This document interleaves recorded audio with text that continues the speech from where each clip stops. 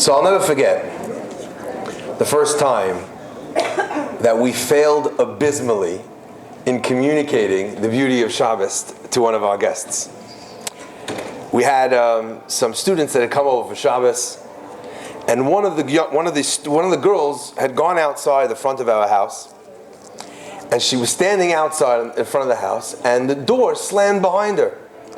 So one of my young daughters, eager to hear what was going on, she goes running to the door, and we're not even there, but we can hear our little daughter, I think she was 5 at the time, in this really loud voice say to this student, who wasn't a frum girl, she says, "What are you doing on the phone?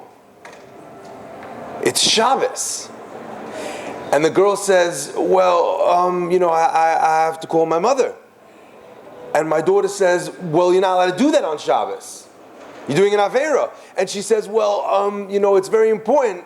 I should call my mother." My daughter says, "Still, you're not allowed to do it. It's Shabbos. You're not allowed to do it. It's an Avera." And she says, my mother, she never really taught me about Shabbos. And what's it called? And therefore, my daughter's having none of it. Anyway, she leaves her alone for 2 seconds, walks into the kitchen, and my wife and I are mortified. We take this little girl, we say to her, "Look, you don't understand. She was never taught about Shabbos. She doesn't know about Shabbos. The reason why they're coming for Shabbos is so that we can teach them about Shabbos, etc., etc., etc." And we gave her that moment, that little moment when you talk to the kids and you said, "Did you understand?" And she says, "Yes." Anyway, we carry on washing with the guests, and all of a sudden I hear the door open again.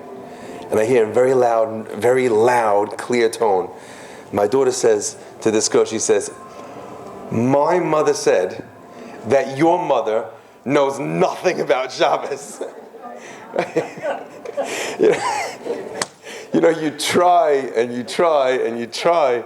So when we were starting this process of being maybe kind of deciding what we wanted to do in this little space that we had before Shabbos, we thought maybe kind of capturing what the secret of Shabbos was, the essence of Shabbos was, to be able to communicate it effectively to people that come to us, that we can reach out to, that we can have an impact on. After all, it is a Project Inspire convention. So I thought perhaps maybe we'll kind of go through a little bit of what this means. Now, there's an amazing mashal that I used to explain to students that have never experienced Shabbos.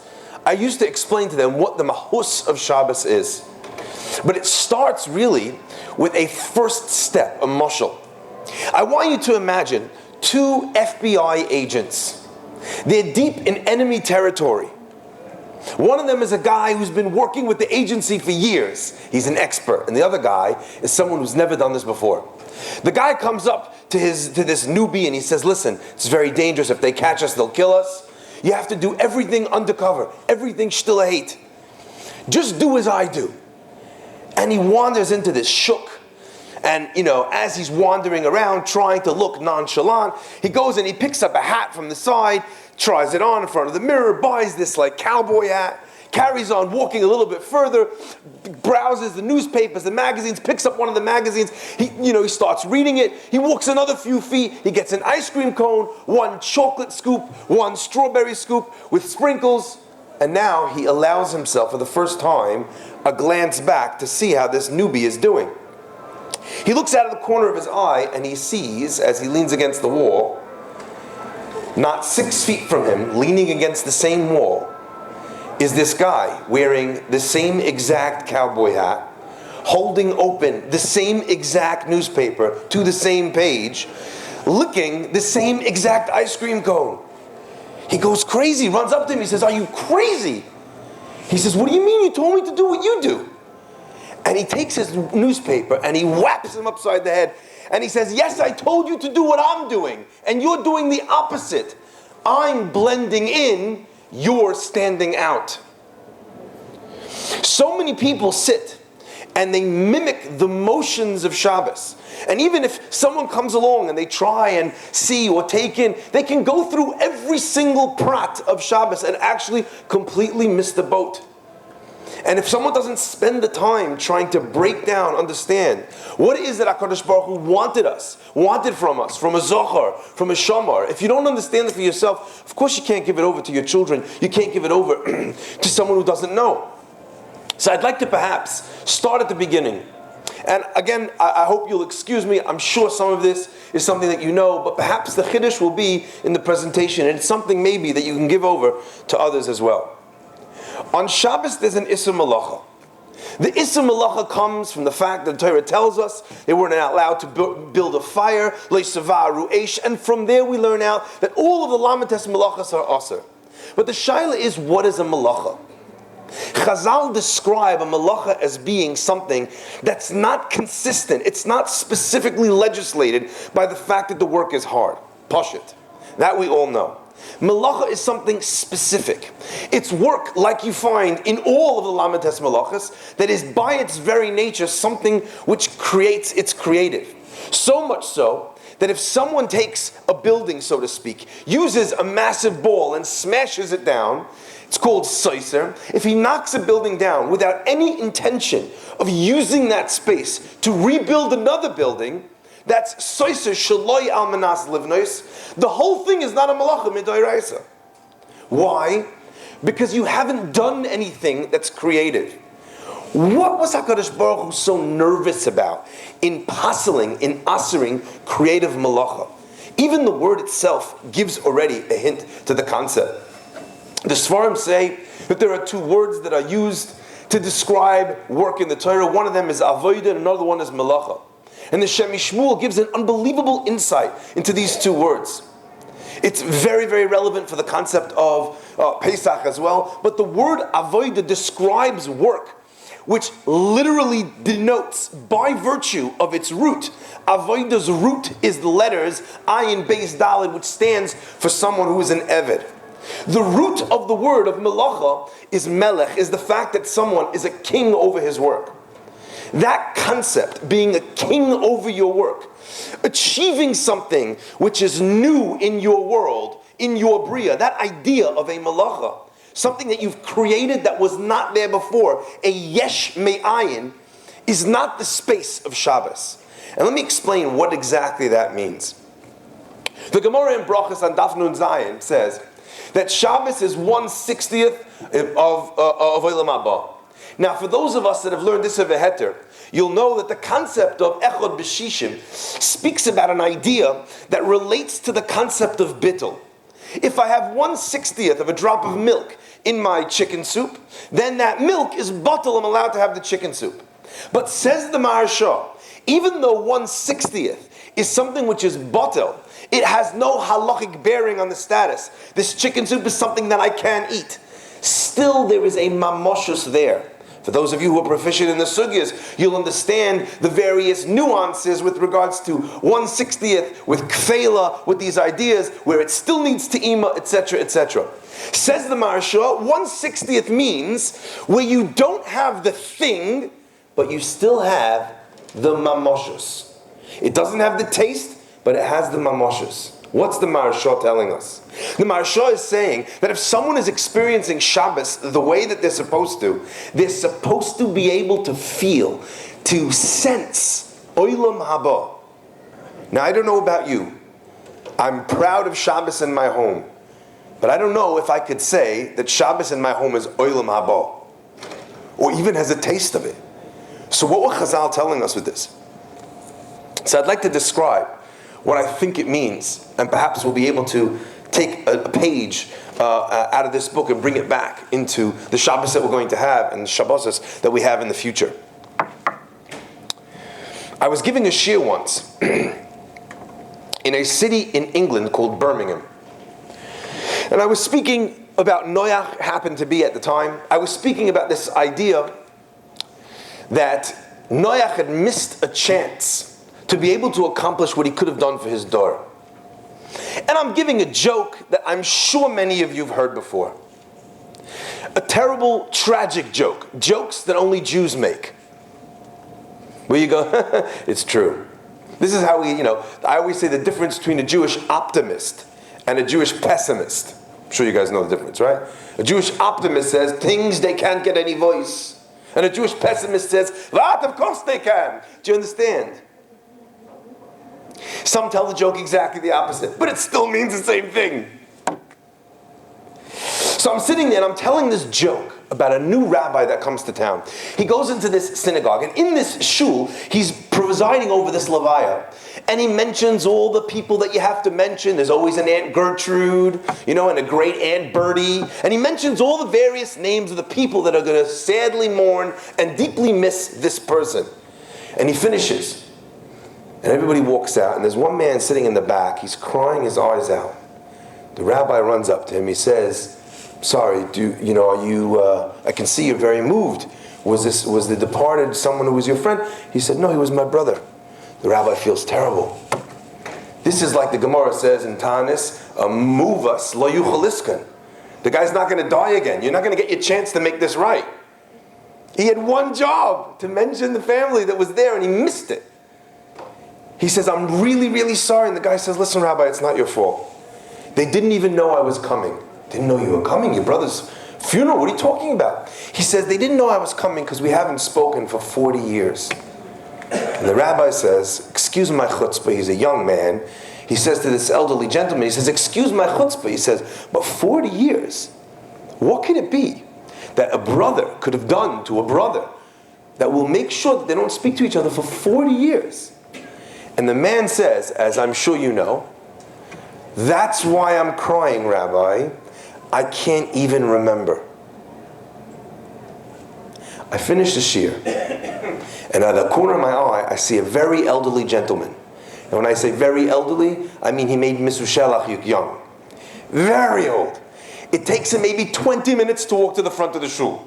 He comes to the front of the shul, he's locked eyes with me. I don't want to come down because I don't want to show him I'm stuck there. He walks all the way up to me. It takes him 20 minutes. I finally, I reach out. "Yes, is everything okay?" He says, "Rabbi, I didn't speak to my sister for 60 years. I wanted to tell him, it's not a competition here. I wasn't trying to 40 years, 60 years. Do I hear 80, 90, 100 years? I killed my brother. Shut up, Kayan." Either way, you understand? It's not what's going on here. Take it easy. He says, "I'll tell you, Rabbi. 60 years. Could you believe it? Now I feel like I'm the rabbi in the story." I look at this guy and I say to him, "Tell me, excuse my chutzpah, but what could a sister have done to her brother that would make the brother not speak to her for 60 years? And I'm waiting for the answer of the story. But that answer was not coming. He says, "When my father died, there was only one thing that I wanted from the Yerusha. One thing that I wanted from that apartment. It was our menorah. She brought in a cleaning crew. They took everything that she didn't want, and they threw it away. I told her there was one thing that I wanted, just that menorah. And she threw everything other than the things that she wanted away. How could I forgive her?" I knew what was coming, and maybe you could see it too. I said to him, "Tell me, was a menorah made out of gold or platinum or diamonds?" He says, "No. In fact, the menorah wasn't made out of anything precious at all. It wasn't very expensive menorah. It was made out of, some metal, copper, or whatever it was." Again, knowing what's coming, but needing to finish the story, needing to see it through to its end. I said, "So then why are you so upset?" And Rabbi said, listen to this. He says, "You know why I'm so upset? That menorah was brought out by my father. It was handed down to him from his father, from his father, from his father. It's the only thing that came with us from Russia to England. That menorah," he says, "was like family. And she threw it out. That's why I haven't spoken to her in 60 years. And I said to him, "Excuse me, pardon my chutzpah." I said, "But for something that's like family, you're going to throw away actual family?" I'll never forget his eyes as he looked up at me, and they started filling with tears. A man that realizes he's made a mistake for 60 years. And he says to me, "There's a phone call I think I need to make." And if a Meshuggah from America hadn't come to this God-forsaken town in the middle of nowhere, maybe he would have died without ever making up with his sister. There's a halacha at the end of Shemoneh Esrei that requires us to take 3 steps back and then to take 3 steps forward. And that's a very strange minhag. I understand that you're moving to a place that you were not in before. I understand the idea that in tefillah you're stepping in front of Melech, Malchei Amlochim, so you're stepping into a space. That makes sense to me. But then why do you take 3 steps back before you take those 3 steps forward? Ultimately, all you've done is you're standing in exactly the same place that you were standing before. So someone once said to me, it's not a good question, it's just a Metzias thing. You have all these benches in the shul. If everyone takes 3 steps forward, the whole thing doesn't work. You have to take 3 steps back. Good. Maybe we're on Teretz. I'm Nudnik. I'm Nudnik mit zayin terutzim. Fine. I said, but there's something here much deeper. The vort here is that the 3 steps that a person takes back before Shemoneh Esrei allows him to be able to look at the space in which he was just standing, and to see the space that he was just in from a different vantage point. That's the concept. Shabbos does something for us which is not shayach. Sheishes yomim ta'aseh, 6 days a person has to do work. 6 days a person manipulates the world around them to be something else, to change into the world that he wants it to be. We force change onto the world. That is Sheishes Yomim Ta'aseh Melacha. But comes the 7th day, and on the 7th day a person says on Yom HaShvi that today is not about changing it, today is about accepting it.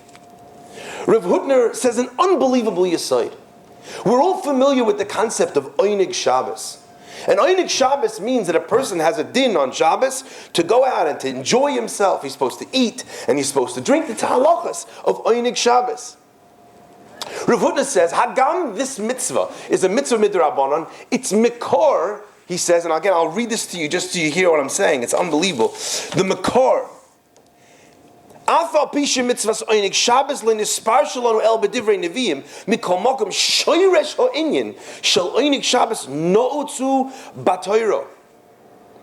It's planted, it's nailed into the concept of the Torah. What does Rav Hutner mean? If you look through the Maimon, you see something unbelievable.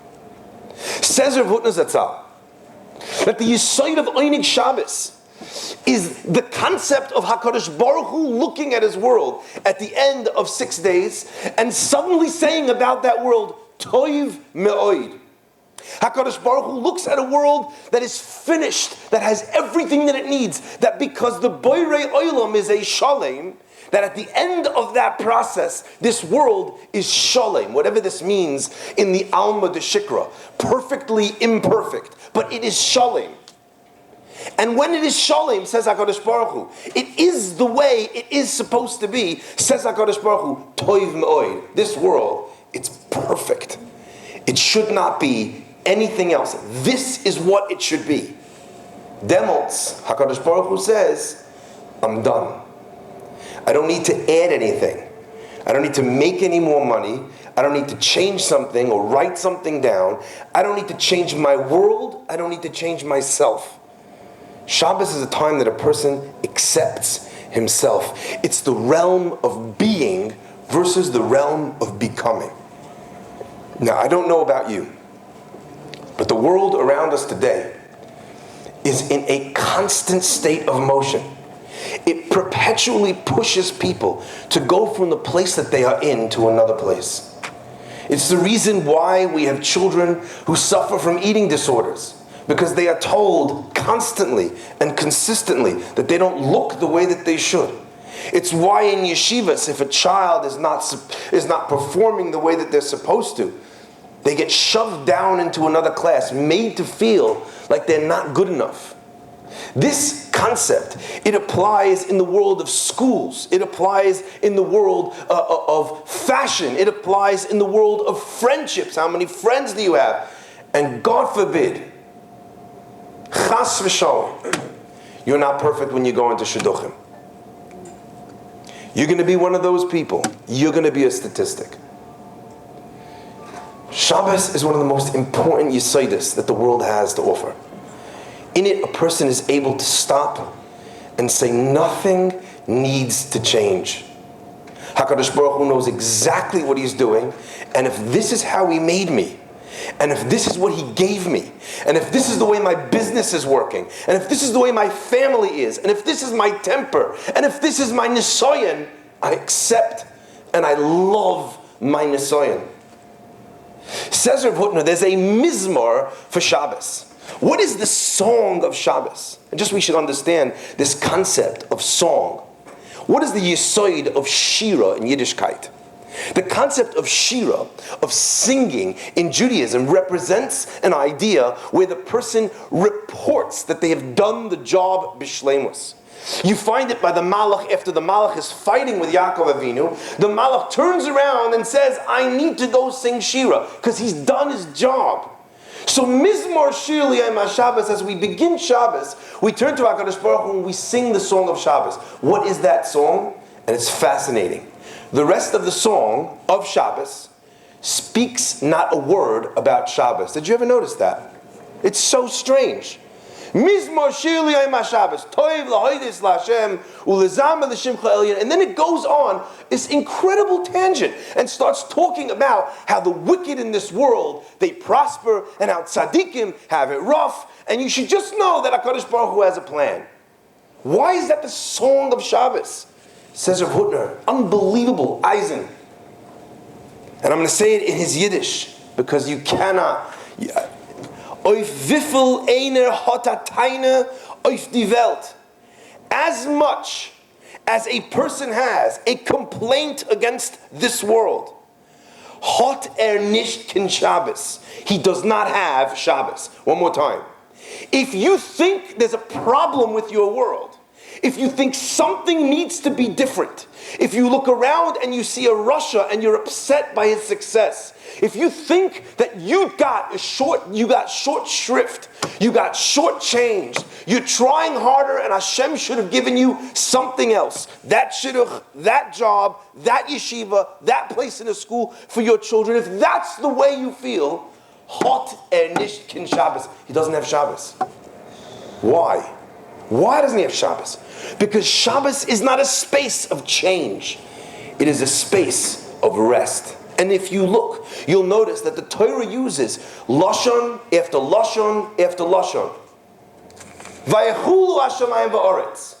The world, the stars, the moon, the grass, the trees, the reptiles, the animals, the insects, amoebas, bacteria. It's all done. Vayechal Elokim b'yom hashvi. The first thing is that HaKadosh Baruch Hu, Vayechal, he's finished. But then what happens? Then you read about another term, Vayishbois, and Hashem rests. And then you read another term, Vayevorech, and Hashem blesses the seventh day. And then you read another term, Vayekadesh, Vayechal, Vayishbois, Vayevorech, Vayekadesh. The Brisker Rav used to say, Fun Avram bis Sodom geht man nicht gleich. You can't move from Avram to Sodom in one shot. That's why it says, Vayehal ad Sodom. Light, when he goes from Avram's house to Sodom, he starts pitching his tent every few miles. Because you can't go from Avram to Sodom it has to have a stopover. It's got to be broken up. You can't go straight from one to the other. And yet, for so many of us, Shabbos has become the second FBI agent. We're following through on every one of the motions. We've learned Rabbi Ribiat's book backwards and forwards, including the footnotes. We know everything that you cannot do. We're makbid on klishlis, even on things which are not kalei habishul. We are so makbid on everything. But it is possible to be so makbid on something and completely miss what it's trying to teach you. I have in my mind something that haunts me. Something that happened only a week ago. I was giving over a Dvar Torah to try and explain to someone who grew up with a connection to a traditional Jewish family about Parshas Tetzaveh. That's a rough one. There's oil, you got to use oil like this in this menorah in the temple. And then afterwards we go on a very long Giorgio Armani-like, detour describing in infinite detail the clothing and which threads and how you spin them, and if it has a box pattern or another pattern. And the guy's telling me, you're telling me Torah is... Anyway, I sat there and I explained for an hour. We had a whole shiur until finally you saw it. And I said, don't you see, by the end of this shiur, hopefully one day I want to write a book about this. Because I started trying to write it down as a Dvar Torah, and it just went from one thing to the next to the next. By the end of it, I'd shown him that the transition from Shemen Lamaor, moving to the Begodim, is a transition. It's a template for a person being able to understand themselves and live their life in the best way possible. And he looked at me, and I can't tell you, he was like a rabbit, a deer in the headlights. He said, how come nobody ever told me? I said, what do you mean, how come nobody ever told you? You probably never asked about Parshas Tetzaveh. He said, I'm not talking about Tetzaveh. He said, how come nobody ever told me that Torah is about me? I want to tell you, I felt like my heart melting. Nebuch. We'd spent all the time teaching him all the halachas, but we never told him that it was about him. The Rebbeinu Shalom gives us a gift called Shabbos. How do you know it's a gift? Because the greatest gift that he has, Olam Haba, its greatest expression in this world is Shabbos. But how many of our children, never mind the people we reach out to, feel that Shabbos is the most amazing gift? And if they do feel it's a gift, are they really just relating to the part of Shabbos which is perhaps just the Vayechal? They haven't scratched the surface of Vayishbois, of Vayevorech, of Vayekadesh. That is the chance that we have to be able to communicate to people, to be able to love yourself, to feel that whoever you are, with any nisayon, I am good enough, and HaKadosh Baruch Hu loves me like this, and this is how and who I am supposed to be without any shinuyim. Just that tiny space that a person has to be able to work on from there achieves amazing things. So I'd like to end, perhaps, because I know that time is short, I'd like to wrap up, if I can, with one unbelievable concept. Rashi, in describing the concept of a Neshama Yisera, says exactly what you would have thought he shouldn't say. What do you think a Neshama Yisera is? You have this day which is Me'ein Olam Haba. It's a day where I can connect to HaKadosh Baruch Hu on the highest possible level.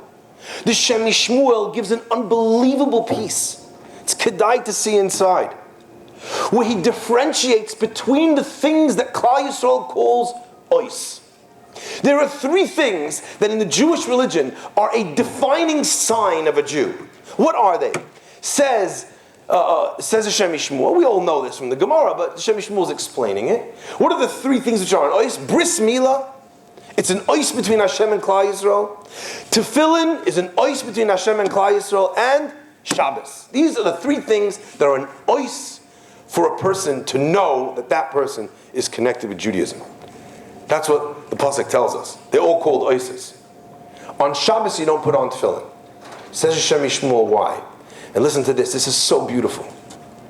And again, I need you to figure this out, what it means in your world. Because I can't explain to you. I can only tell you what it means for me. He says the reason why you don't wear tefillin on Shabbos is because it would be an embarrassment, a lower level of ois than you're already on with Shabbos. What does he mean? Tefillin's ois is a metzias of kshira. You're binding yourself to something. You're taking something which is a guf, it lives in this world, and you're tying it to the next. You're connecting it to the Olam HaElyon. But Shabbos doesn't require any act of the guf. Says the Shem Yishmuel, because Shabbos, the whole of the person is up in Shamayim. The whole of the person is living in a space of ruchnius, of spirituality. So what would be the point of being mekasher, the lower world, this world, to the higher one, if you're living in that world? I cannot tell you what it means that Shabbos is that, because you have to figure that out from your own experience. What does it mean that this day is unlike any other? What does it mean that a person's neshama is in Gan Eden? But more than that, what does Rashi mean then when he says that the neshama Yisera's point is in order? And I quote, "Shemarchivin daitoi," they expand his das la'achila u'shasiya, that he should be able to eat and drink more. That's why I need neshama Yisera. Don't give me neshama Yisera for more food and drink. Give me stretchy pants. But the key word in Rashi, which almost everyone skips over, is a very strange word. It doesn't say shemarchivin kreisoi la'achila u'shasiya, or shemarchivin that we expand his appetite for achila u'shasiya. It says marchivin daitoi la'achila u'shasiya. What in the world does das have to do with eating and drinking? And the answer is something beautiful. When a person has a chasana, you have a beautiful meal. And that meal is not like a meal that you have at a restaurant. Even if you went to the nicest restaurant, it's got nothing to do. It has no connection to being sitting at a chasana, eating from that food, which is a seuda of a wedding. The food and the drink of Shabbos is the celebration of toiv me'oid. It's when we look at the world and we don't have any more shilas. We know that there's a Borei Olam who created the world. We understand that if he created the world and he's an infinite being, then he has every part of me in his mind. He knows everything that I am and everything that I need. And even though it looks like he might not be there, he's there 100%. In that space, the neshama is elevated to a place. The whole of the person is existing in a space of ruchnius. So his achila and his shasiyah is not a eating and drinking in his stomach. It's a eating and drinking of the mind. It's the meal that you have at a wedding, which has nothing to do with the food itself. It's about the celebratory nature of the thing that you're at. And this idea, this neshama Yisera, brings me to one of my strangest experiences.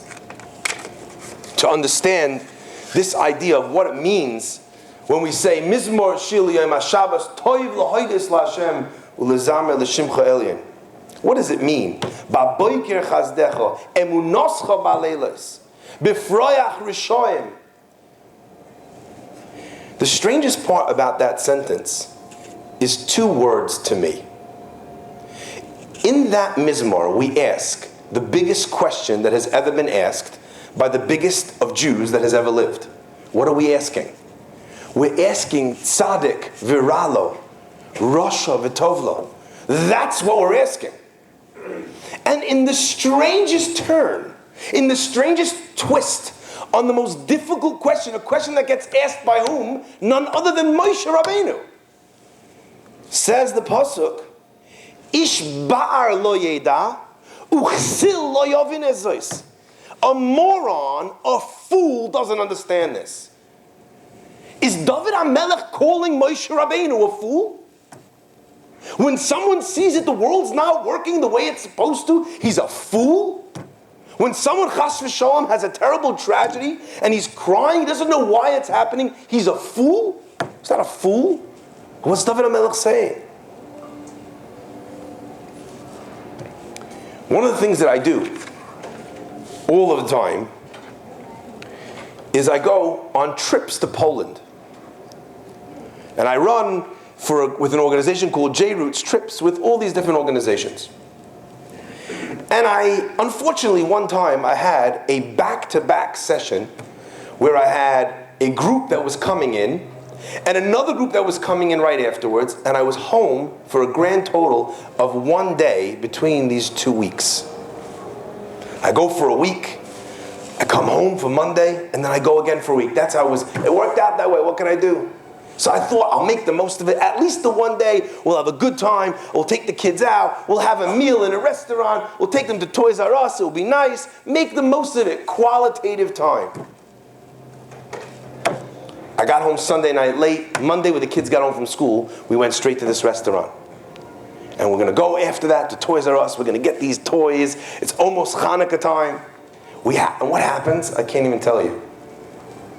While we're out eating, one of my daughters leans over and knocks an entire cup of apple juice onto her sister's lap. Okay, what are you going to do?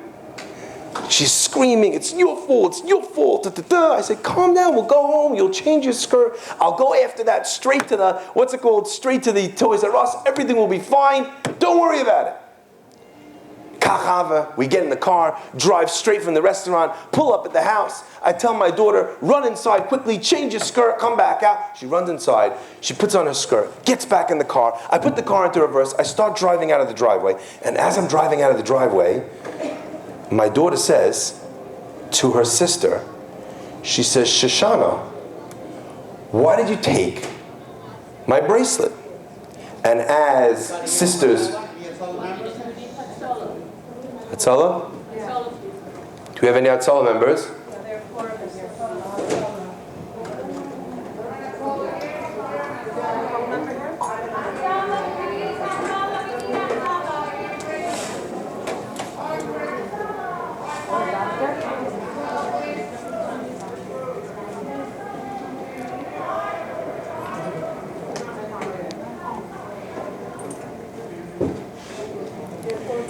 Shalom alot Sinai el Harim Ma'anya boys dreams you know nice shalom baratz aitan matrok lachayim shmulach aynei leinu malayshan shmesra shmechalei tzilchad yom ram shesh leakek reach va shmocha bekosh b'avshach nashmat tzcha uvecha tavalam shemal olam hakim gaticha naish kodenu znak hashmat lo kodenu znak hashmat kodenu naish kodenu hashmat lo tishmar la'im yamukim chazal chamandur givedal nakim tashem dor achat nafshel nafshel nabokeh chayz van nakim anachaz v'yabam v'udu et Yisrael mukol avunotav.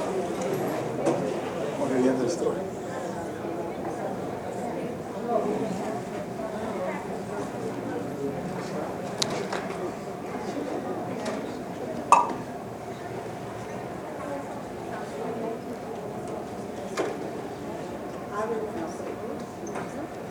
Is she okay?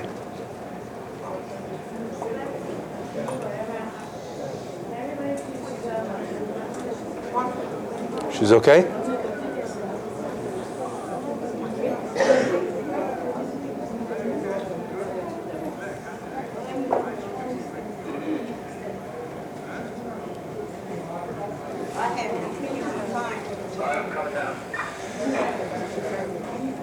Okay.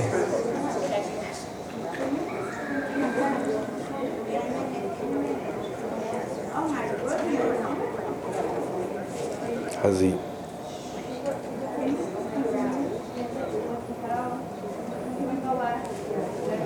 Okay.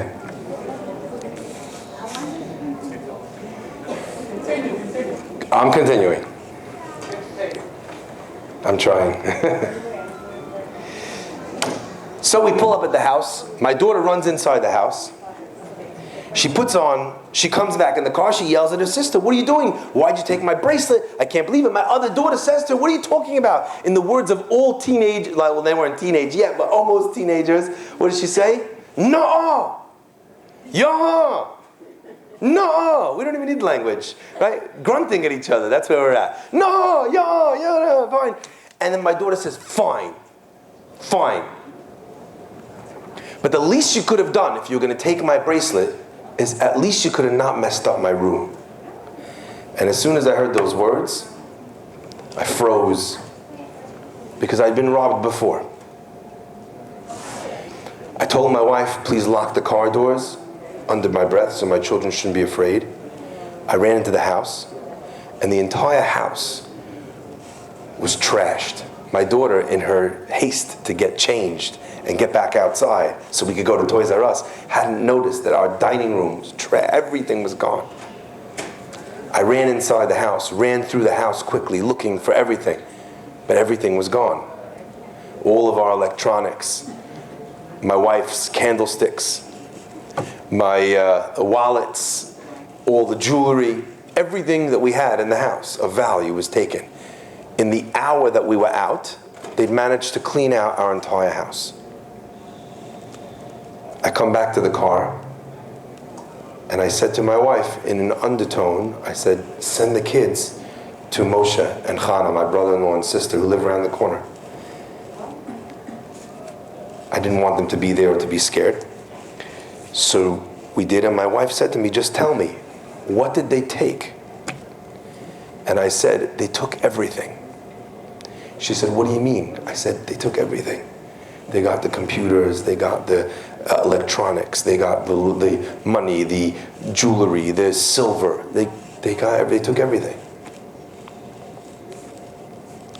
The thing that bothered me most, I'll tell you, out of the whole thing, was the fact that my laptop had been stolen. Because on that laptop were the pictures of all of my children. Who prints pictures anymore? And if you'll ask, why didn't you back it up? I did, and they stole the backup drive too. Now I have them backed up online. Milent. But now, to this day, one of our children, we don't have pictures from the time they're a child until... So it bothered me to no end. I'm a picture guy as well. Bothered me to no end. I called the police. The police asked me, what happened? I said, they took everything. My friends called me up. I can't leave. I'm supposed to go at 4 o'clock in the morning to another trip to Poland. Can't do it. Leave my wife and kids by themselves in a house that's just been robbed. If anyone here has been robbed, you'll know that aside from the stuff that you lost, you feel incredibly vulnerable. Every time you hear a creak in the floorboards, you think someone's in your house. For the first time in my life, I actually had a robber plan. I knew where every blunt object was in between my bed and the front door. If I had to wake up in the middle of the night, what was I going to smash him over the head with? My Chassan Shas was actually in the... Either way, but yeah. Now I want to say to you, it's unbelievable. I turned around to my friend, Rabbi Moshe Meirfeld. I said, I can't go. I can't leave my wife and kids like this. Please, will you take my place? And he says, absolutely. So that morning, at 4 o'clock in the morning, he goes. He says, just tell me, what did they get, Shlomo? And I said, they took everything. We call the police, we call the insurance, we call everybody, until after 2 days, there's nothing left to do. Nothing. And my wife says to me, she's an Eishes Chayil, she says, there's nothing more you could do here. You may as well go. If you go, at least the kids will be inspired. Maybe you could change their lives with these trips, which they always do, Baruch Hashem. So I said, you sure? She says, yeah, absolutely. I get on a plane and I meet the group already 2 days into their trip. But I can't tell you the whole flight. I'm thinking to myself, how am I going to give chizuk to other people when I don't feel mechuzuk myself? How am I going to talk to people about when I just feel like here I was, I spent a week away from home with these kids. I came home from 1 day from my family, and that's what happens on the 1 day that I'm home and the 1 hour that we leave our house. I was so upset. Chazal say that there's 2 ways that we find the word anger in the Torah. There's vayichar and vayichar af. And the Gemara says vayichar af means angry and vayichar means bothered. I don't know if I was angry or bothered, but it's somewhere in between vayichar and vayichar af. Anyway, I get on this plane. I fly all the way to the middle of nowhere. I get into a cab, and then I drive 3 more hours to meet the group at the entrance of the concentration camp Majdanek. But I'm mamish not in it. I'm mamish not there. And as I walk up to the gates, the tour guide is reading from a piece of paper. And he's telling us a story. And I can't open my mouth. I don't know what I'm going to say. And he's reading a testimony from a woman whose name is Judith Becker. Judith Becker is waiting online in Majdanek, and while she's waiting online, her mother turns around to her and says, do you think they're going to bother with this little ring? It's only a wedding band. It's not expensive. And she says to her mother, I'm sure it'll be fine, until they see the person in front of them online step up to the front, and the Nazi woman in the Afsharon area takes her pliers out and takes her finger off. And my mother started hyperventilating, she says. So I stepped in front of my mother and I said in my best German, Bitte kannst du mir helfen? Please can you help me? Ich kann nicht das herausnehmen, and I can't take it off. And the woman, impressed with my German, said, go over there, they'll give you soap and water.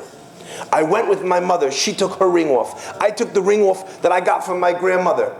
And then we went on, but in the confusion, people like Judith Becker and Helena Birnbaum, Helena says, I lost my mother. She went down a different corridor. And all of a sudden, as we walked down this corridor, I found myself without my mother. And the only thing that I had left was inside my shirt, where I had sewn in a picture of her. And she ends the testimony. This is the first thing that I heard when I got to the camp. The first thing. What I'm trying to tell you, she says, is that in Majdanek, they took everything. Literally the words that I've been using again and again and again and again, they took everything. I felt like I've been slapped around the face by HaKadosh Baruch Hu. I said, Shlomo, you idiot. They took everything, they took nothing, they took stuff.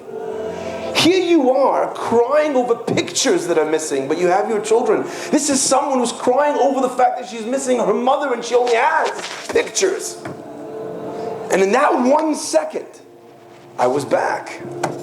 What did I lose? What did I lose? I lost nothing. Chas v'shalom, what could have happened if my daughter had gone in while they were in the house, all of a sudden?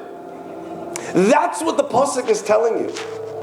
Ish bar lo yeda doesn't mean that everybody in every matzav is able to understand this. But there's gevissim matzavim. There's moments of clarity where a person steps into a space. And in that space, it's so clear that the Rabbi Shlomo is there, making sure that you hear what you need to hear, that you have what you need to have. And in that space, if you can't see it, then you're an idiot. That space is called Shabbos. But it's an avodah. You have to go towards it. Everything that we say in the incoming of Shabbos is l'chu neranano, l'cha doidi. You can't stay in your space and expect Shabbos to come to you. You have to walk towards it, make sacrifices towards it, eat special foods on it, so that a person is in another space. Be'ezer Hashem should be mezaka us to be able to feel the beauty of Shabbos, to taste the me'ein elam haba, the mamashos of the echon meshishim, and to be able to give it over to our children in a way that it will permeate not just them, but their children, future dairas, and the people that we bring into our homes and expose to the beauty of Shabbos as well. Shabbos.